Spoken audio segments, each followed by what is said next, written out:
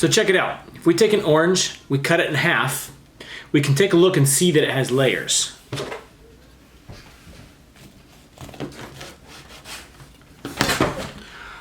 So you can see if I can get this in focus, there we go. So there's a few different layers here. There's the peel, the outside layer, which is relatively firm, relative to the rest, firm layer. And then just under that, on a lot of oranges, you have this like white, soft, fuzzy layer. And then you have this kind of big, thick layer. This is where all the juice is, all the pulp, right? And then this layer right here in the middle, that's a core. To find out what any of this has to do with geology, let's go take a look.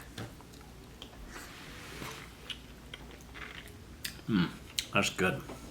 If we could cut the earth in half, we'd see a bunch of layers inside the earth, just like we did with the orange. However, the layers wouldn't look quite as distinguished, and especially they wouldn't look as distinguished as you've probably seen in diagrams of the interior of the earth. The different layers of the earth differ by their chemistry, what they're made out of.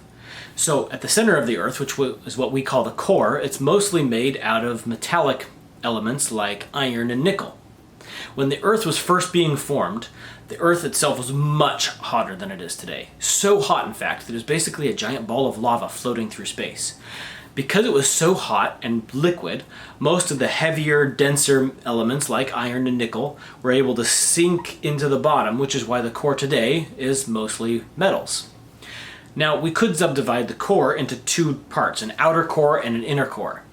The outer core is a liquid. It's a liquid iron floating around that solid inner core. Yes, solid. It's still very, very hot. The inner core is hot as the surface of the sun.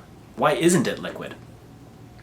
The reason is because there's so much pressure from everything else on the earth pushing down on it that it can't quite melt. Now, in Geology 101, we're mostly concerned with the upper layers, the mantle and the crust.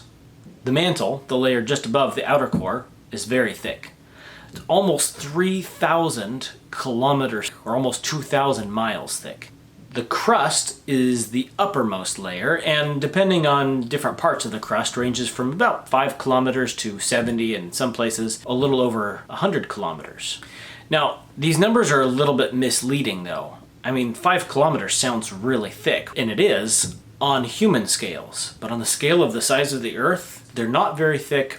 In fact, if the Earth was the size of a basketball, the crust would only be as thick as a postage stamp stuck on the outside of the basketball. So the crust is actually very, very thin. These layers, the mantle and the crust, are mostly made of silica. We'll get into the more details in another video, but basically silica is a molecule that makes up the basic building block of rocks. And so the mantle and the crust are mostly made out of rock. The main difference between the mantle and the crust is that the mantle rocks are much more dense. This is because the silica molecules in the mantle are mostly bonded with heavier elements like magnesium and iron, whereas the silica molecules in the crust are mostly bonded with lighter elements like potassium, aluminum, and calcium. So there you have it. The Earth is made up of layers: the inner core, the outer core, the mantle, and the crust.